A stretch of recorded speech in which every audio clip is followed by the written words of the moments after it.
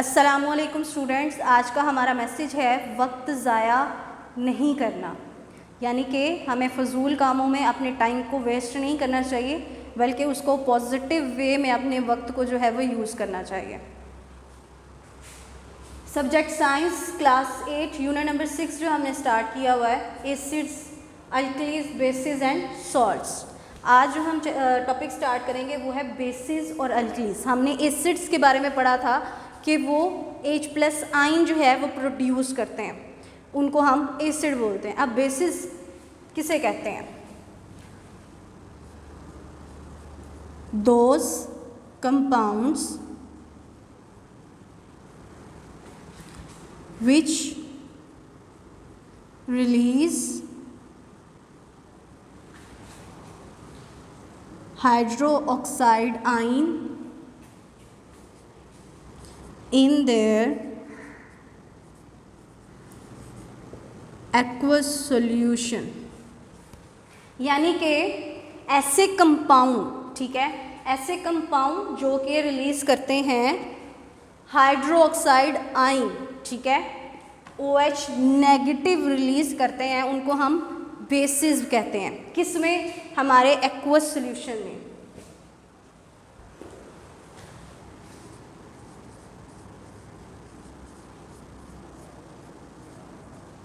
यानी कि अगर पानी है हमारे पास, ठीक है, हमारे पास एक्वस सॉल्यूशन यानी कि पानी है, वाटर है, उसमें अगर हम बेस को ऐड करेंगे तो बेस जो है वो क्या बनाएगी? OH नेगेटिव आयन जो है उसको रिलीज़ करेगी, जिससे हमें पता चल जाएगा कि ये हमारे पास बेस है। ठीक है, हमारे पास इसमें कई किस्म की बेसिस होती हैं। कुछ बेसिस वो होती हैं जो कि पानी में हल हो जाती हैं, और कुछ बेसिस होती हैं जो कि पानी में हल नहीं होती। The basis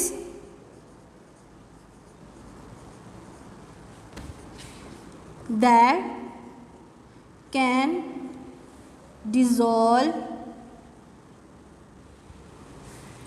in water are called alkalis। यानी कि यहाँ पे मैंने आपको बताया था कि हमारे पास दो किस्म की बेसिस हैं जो कि जिनमें हम कहते हैं कि कुछ जो हैं वो पानी में हल होती हैं और कुछ पानी में नहीं हल होती। तो वो बेसिस जो कि डिज़ोल्व होती हैं पानी में, इन वाटर के अंदर वो डिज़ोल्व हो जाती हैं, उनको हम अल्कलीज बोलते हैं, उनको हम अल्कलीज बोलते हैं। अगर यहाँ पर हमारे पास ये लास्ट वाला जो वर्ड है कली, तो हम कहते हैं ये वर्ड अरेबिक वर्ड है जिसका मतलब होता है एशिस, यानी कि राख। ठीक है, तो हमने जब फर्स्ट में जो है वो अल्कलीज फाउंड की थी तो वो प्लांट्स की एशिस थी, यानी कि प्लांट्स की राख थी। उसको जब हमने टेस्ट से गुजारा तो हमें पता चला कि इसमें जो है वो बेस मौजूद है जो कि पानी में हल हो जाती है, तो उसकी वजह से हमने इसको नाम दिया अल्कलीज का। यानी कि क्योंकि ये फाउंड हुई थी हमें एशिस से, राख से, प्लांट की राख से हमें मिली थी, तो इस वजह से हमने इनको बोल दिया कि ये अल्कलीज हैं।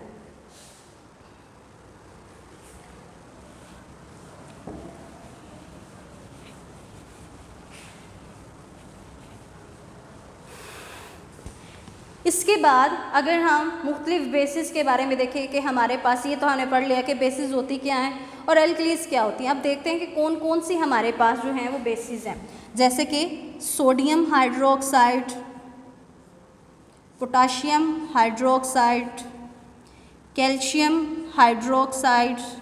अगर देखें कि मैंने यहाँ पर भी जब फार्मूला लिखा है तो सब के एंड पे OH ज़रूर आया है, यानी कि इसके हर एक फॉर्मूले में OH ज़रूर आया, जिससे ये शो होता है कि जब बेसिस के जितने भी फार्मूले होंगे उनके लास्ट पे OH यानी कि हाइड्रोक्साइड जो है वो ज़रूर लगेगा। जैसे कि हमने इसकी डेफिनेशन में भी पढ़ा कि ये कौन सा आयन रिलीज़ करता है, और हाइड्रोक्साइड आयन यानी कि OH नेगेटिव आयन रिलीज़ करता है। तो जिससे भी हमें ये भी जाहिर हो जाता है कि बेसिस के जितने भी फार्मूलाज होंगे उनके एंड पे OH ज़रूर आएगा।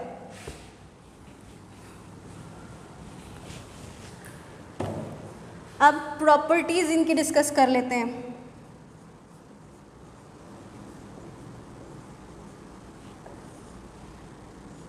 अगर हम प्रॉपर्टीज़ की इसकी बात करें तो सबसे पहले इसका जो है वो सोपी टच होता है। जैसे कि अगर हम साबुन को पकड़ें तो फिसलन सी महसूस होती है। अगर जैसे कि साबुन से जब हम हाथ धो रहे होते हैं तो उससे भी हमें काफ़ी ज़्यादा सी फिसलन सी महसूस हो रही है कि हाथ ज़रा जो है वो नरम नरम सा ऊपर जाग सी बन रही होती है। तो बेसिस के बारे में भी यही है कि उनका भी सोपी टच होता है। जिस तरह फिसलन जो हमें साबुन से मिल रही होती है उसी तरह की फिसलन जो है हमें बेसिस से मिल रही होती है। अगर हम बेसिस को पानी में हल करें, ठीक है, और उसको हम शेक करें तो उससे एक तो ये है कि बबल्स वगैरह भी बनेंगे, जाग उससे बनेगी। दूसरा, अगर हम उस पानी को टच करके देखें तो उसमें हमें जो है वो फिसलन सी, जैसे जो साबुन का पानी होता है, ठीक है, उसमें जैसे जाग सी और वो हमें बड़ा स्मूथ सा और फिसलन सा महसूस हो रही होती है उसमें, बिल्कुल वैसा ही इसमें भी हमें टच मिलेगा। उसके बाद इसकी एक प्रॉपर्टी है कि ये रेड लिटमस सॉल्यूशन को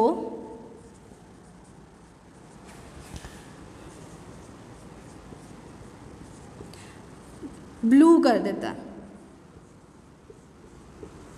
यानी कि जितनी भी हमारे पास बेसिस हैं, ठीक है, उनमें अगर हम रेड लिटमस सॉल्यूशन में अगर उनको हल करें तो वो उस रेड लिटमस सॉल्यूशन को ब्लू कर देंगे, जिससे हमें पता चल जाएगा कि इसमें जो है वो बेसिस मौजूद हैं। उसके बाद ये कंडक्शन में भी मदद देती हैं, यानी कि इलेक्ट्रिसिटी जो है उसको गुजरने में भी ये मदद दे रही है। कंडक्शन का मतलब यही होता है ना कि जो कि बिजली को गुजरने के लिए या हीट को गुजरने के लिए मदद दे रही हूँ, ठीक है, हेल्पफुल हूँ। तो बेसिस भी कंडक्शन में हेल्प कर रही होती है कि इनमें से इलेक्ट्रिसिटी जो है गुजर सकती है। जैसे कि मैंने आपको एसिड्स में बताया था कि इलेक्ट्रिसिटी को गुजरने के लिए दो चीज़ों की ज़रूरत होती है, एक तो उसमें फ्री इलेक्ट्रॉन्स हों या फिर उसमें आयन्स हों, ठीक है। तो जैसा कि हमने बेसिस में देखा तो कौन सा आयन जो है रिलीज़ कर रही है, हाइड्रोक्साइड आयन, यानी कि आयन उसमें मौजूद है, यानी कि आयन है। तो इस जाहिर सी बात है जब आयन है तो उसमें इलेक्ट्रिसिटी जो है वो ईजीली जो है फ्रीली जो है वो मूव कर सकती है, यानी कि ये कंडक्शन में भी हमें हेल्पफुल है। इसके बाद बेसिस जो हैं रिएक्ट करती हैं एसिड्स के साथ। हमने एसिड्स में पढ़ा था कि एसिड जब बेसिस के साथ रिएक्ट कर रही थी तो मैंने आपको बताया था कि जब भी एसिड जो है वो बेस के साथ या बेस एसिड के साथ रिएक्ट करेगी तो एक तो वो सॉल्ट बनाएंगे, किसी भी किस्म का एक सॉल्ट बनेगा, प्लस उसके साथ वाटर बनेगा, जैसा कि sodium hydroxide plus hydrochloric acid. जब ये मिलेंगे तो बनाएंगे सोडियम क्लोराइड सॉल्ट, यानी कि टेबल सॉल्ट, जो हम आम नमक जो हम घरों में यूज़ कर रहे हैं वो बनेगा, प्लस वाटर। जिससे क्या बात जाहिर हुई है कि जब बेस जो है वो मिल रही है एसिड के साथ, ठीक है, तो उसने क्या बनाया, एक सॉल्ट बनाया और दूसरा वाटर बनाया। इसके अलावा बेसिस रिएक्ट करती हैं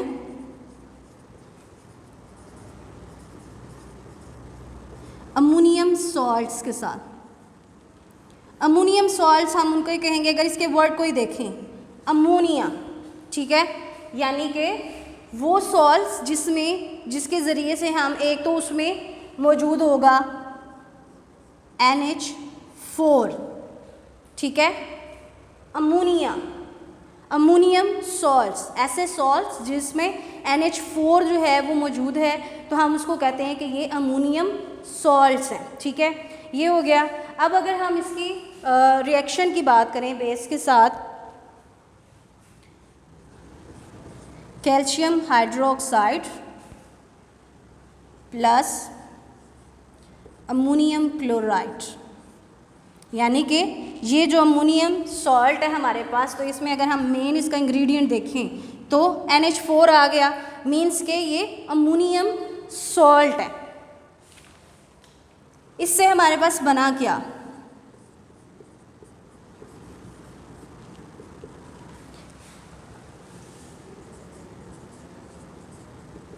अमोनिया।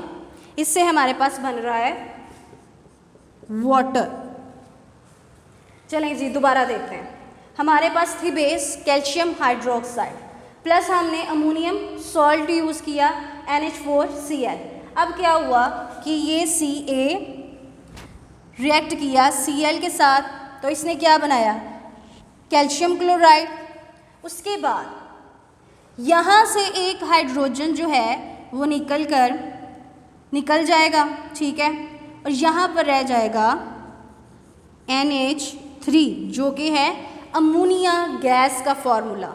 यानी कि जब भी बेसिस जो हैं अमोनियम सॉल्ट्स के साथ रिएक्ट करेंगी तो वो बनाएंगी अमोनिया गैस। अगर हम अमोनिया गैस को प्रोड्यूस करना चाहते हैं कि हम चाहते हैं कि हमारे पास अमोनिया गैस बन जाए, तो हम अमोनियम सॉल्ट्स को रिएक्ट करवा देंगे बेसिस से, तो हमारे पास अमोनिया बन जाएगी प्लस साथ में वाटर। ये तो हो गई थी हमारे पास इसकी प्रॉपर्टीज़।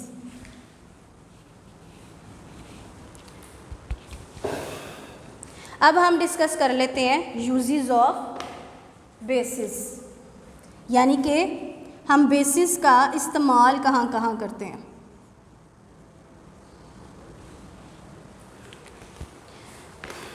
अगर यूजेस ऑफ बेसिस की बात करें तो सबसे पहले हमारे पास आ जाता है सोडियम हाइड्रोक्साइड, ठीक है।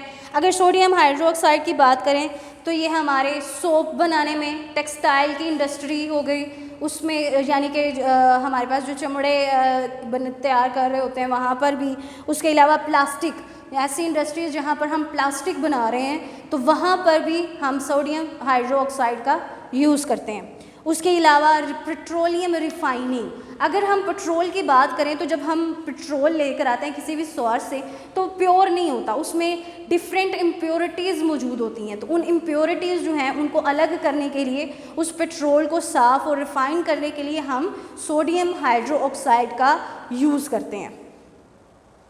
मेकिंग रायोन, रायोन यानी कि रायोन हम कहते हैं एक किस्म का फाइबर है हमारे पास जिसे हम रायोन कहते हैं, उसको बनाने के लिए भी हमें ये इसका यूज़ करते हैं।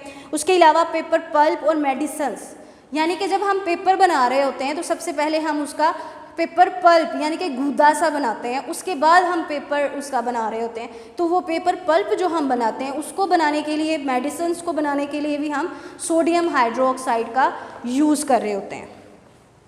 इसके बाद हमारे पास आ जाता है कैल्शियम हाइड्रोक्साइड।